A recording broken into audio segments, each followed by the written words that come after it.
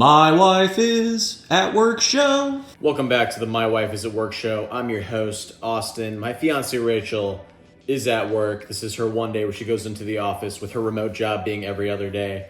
I usually do not work the day she goes into the office, ironically. So this is the My Wife the My Wife is at Work show. Sponsored by nobody. By me. I sponsor it. A lot of stuff to get into. It's been a while since we've had a My Wife is at Work show. Schedule's been kind of off. I haven't been super consistent. Trying to keep it consistent for 2026. Let's try and do one every week. Let's get back on track here. Let's get right into it. Austin's Weekly Obsession. Austin's weekly obsession this week is the Australian Open. Tennis is back. Tennis is bussin'. Everybody loves tennis, man, especially in this household. Already been some major upsets. I did call Michael Zhang beating Sebi Korda. That was my one big upset going into the week. For winners, I think, just getting right into what I think is going to happen. I think Sinner's going to repeat. I think he's going 3 in a row at the Australian Open. That dude is absolutely unbeatable right now. I don't think Alcaraz, with his lack of coaching currently, is going to be able to keep up, at least for now, maybe later in the year. But I think Sinner, starting off with his same team, he's arguably the best hardcourt player in the world. I think he goes 3-peat. For the women, I think it's hard to go against Sabalenka because she's won the last 4 hardcore Grand Slams, 2 U.S. Opens, 2 Australian Opens. That's 3, 2.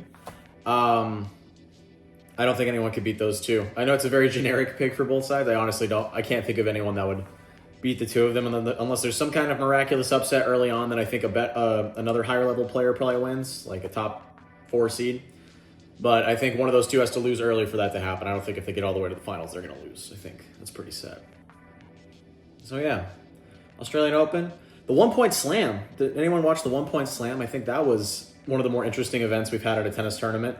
I really liked the mixed doubles actually last year, even though the competition was arguably not that great and it was kind of a weird format. I thought it was a very interesting thing that drew in more interest. And I think this 1-point slam was way better than that. If every tournament could do something like that makes you talk about the tournament before the actual tournament itself happens, then I think the organizers of that tournament have done a really good job. Austin Sports Saloon. A lot of stuff on Austin Sports Saloon. The Broncos are in the AFC Championship game. Do you guys remember at the beginning of the year when I was like, Broncos are going to make the playoffs? That was my big prediction. It wasn't like they're going to win the division, which they did. It wasn't like Bo Nix was going to actually be good. I didn't think he was, unfortunately. Still, he's good. I don't think he's great. He's good. Can't say the F word. He is injured. He broke his ankle, on the second to last play of the game, which is insane. Jared Stidham's going to have to play, which is very interesting. I'm actually a big Jared Stidham believer. I'm a proponent of Jared Stidham. I think he's going to do good. I think he's going to have a Nick Foles-esque run. He's going to take him to the Super Bowl, and then they're going to fulfill that Oz the Mentalist thing where the Rams win 23-14 or whatever. That would be crazy if that happened, because he predicted that way back in the preseason, back in summer camp. Yeah.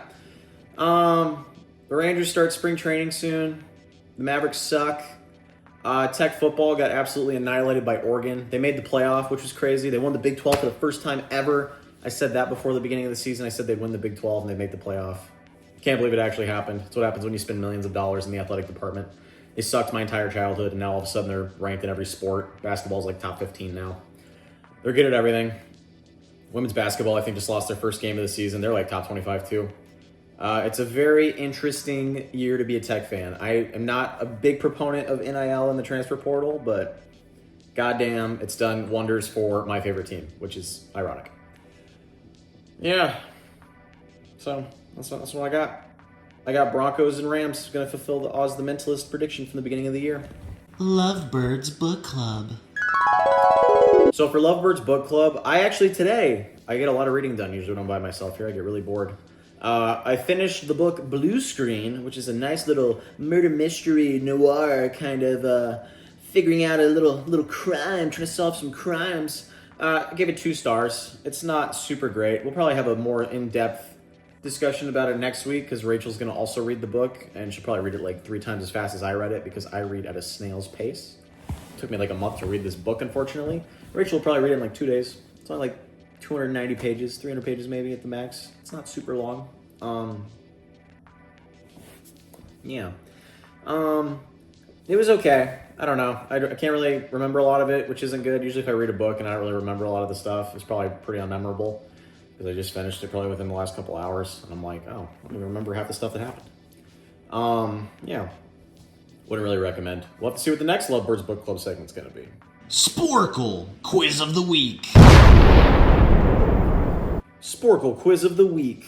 So, I am not at the normal setup here due to something I'll do at the end of the video.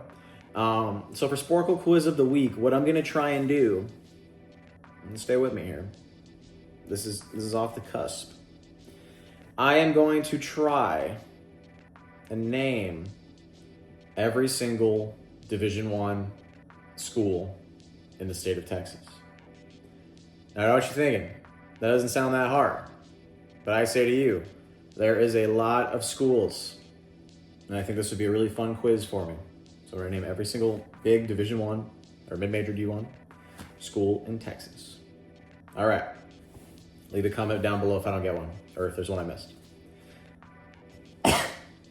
Yeah. Texas Tech, Abilene Christian, North Texas, UTEP, SMU, TCU, University of Texas Arlington, Texas, Texas A&M, Baylor, Texas A&M Corpus Christi, oh my god, UTRGV, UTSA, Rice, Tarleton State, Texas State,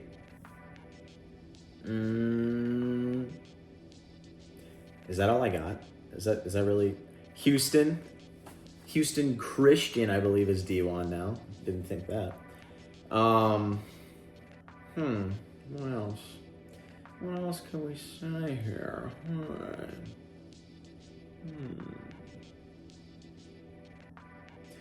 I got nothing. That's all I got. Every D1 school in Texas. Music, movies, madness. For music, movies, madness this week, I'm still bumping that 5 Seconds of Summer. That is still like the hardest thing I've heard in quite some time. I've been listening to a lot of the new De La Soul album that came out near the end of last year. That's been pretty good. What was one of the first things I've listened to from this year? There's a couple things that came out. I'm still getting through some of the new 2026 releases. I'll have a list of my top 25 albums. Probably next My Wife Is at Work show if we stay on schedule for next week, which we're gonna definitely do. Gonna stay more on top of that, organizing that schedule. I just listened to the new Wiz Khalifa.